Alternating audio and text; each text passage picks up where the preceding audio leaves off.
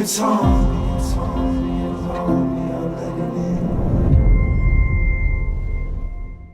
Thank you. Well, hi, John. I am Janna from Big Gold Belt Media, and I'm so excited to talk to you. Hi, how you doing? I'm good. How are you? Yeah, good. Feeling good. Good. Well, part two opens up with Jamie, Claire, and young Ian returning to Scotland, which is a big reunion because young Ian has been gone for 10 plus years. He left without being able to say goodbye. So, can you give us a little hint about what his mindset is going into this long awaited reunion? Yeah, sure. I mean, it's an incredibly emotional return for these characters. When we left Scotland, there was this feeling that we might not ever return again.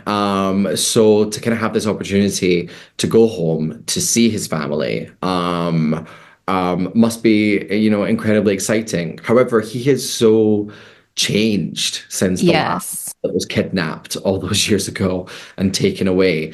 Emotionally, physically, he has tattoos and scars and a different perspective on the world.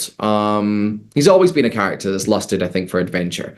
But the realities of adventure are very different. And so he's coming home a changed man. I think, though, he is going to find a connection back to his core and where he comes from. Hmm. I know for me, I'm very proud of where I come from, and so I think is Ian. So he's going into that with maybe some hope. So there's some fear about what he's going to discover when he gets home. But ultimately, I think it's exactly where he needs to be to hear the things that he needs to hear. Oh, good. And I think deep down, he knows no matter how much he's changed, he's always going to have that unconditional love from his parents. After his mom is done, like Yeah, absolutely. tearing into him a little bit. But another big thing about Ian for this season is his romance with Rachel. And the audience is really excited to see their romance progress. But they are very different people. They come from very different backgrounds. So what are some challenges that their relationship is going to have to overcome before they can get there happily ever after? Yeah, I am so excited for the audience to continue to see our relationship blossom. Hmm. Yes, these are two characters that come from vastly different worlds, have very different ways of thinking. But the thing that I find most interesting probably is the things that they actually share and they have in common. They're both kind of rebels. Rachel is maybe Quaker, but she doesn't always toe the Quaker line. Right. Ian has always been a rebel. I mean, from running away to the print shop in Edinburgh from his family home to sacrificing himself and taking Roger's place and then becoming, a member of the Ganyangehaga of the Mohawk people. They've very much never gone the path well trodden. So Mhm. both end up, I think, as kind of lone wolves and they find each other and they make their own little pack. But there's problems and there's obstacles that they're going to have to overcome. However, these are both quite modern thinking characters.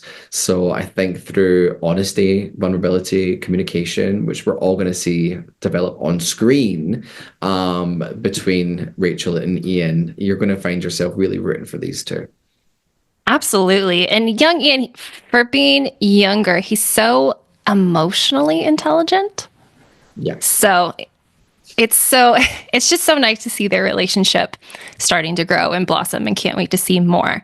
Um, okay, for this next one, let's say you go through the stones to your very last day on set, Okay. season 8, Outlander. Is there one thing, if there were no consequences, that you would take from set? Katrina Balfe. I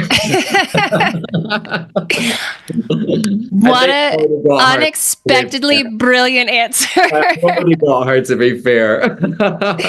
She seems lovely, so She's my it thing. make Yeah. it makes sense. That's awesome. Well, this is my last question. It was such a pleasure to talk to you. I cannot wait to watch season 7, part 2, airing on Stars November 22nd. And have a great day, John.